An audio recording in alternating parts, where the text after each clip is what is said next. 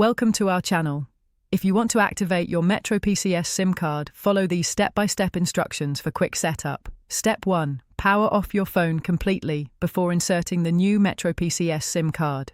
Step 2. Locate the SIM card slot on your device, typically on the side. Use the SIM ejector tool or a paperclip to open the tray. Step 3. Place the MetroPCS SIM card in the tray with the gold contacts facing downward, ensuring it's properly aligned. Step 4. Insert the tray back into your phone and power it on. Step 5. Once your phone boots up, connect to Wi-Fi or use an alternate device to visit metrobytemobile.com. Activate. Step 6. Enter your phone number, SIM card number found on the SIM card packaging, and other required account details.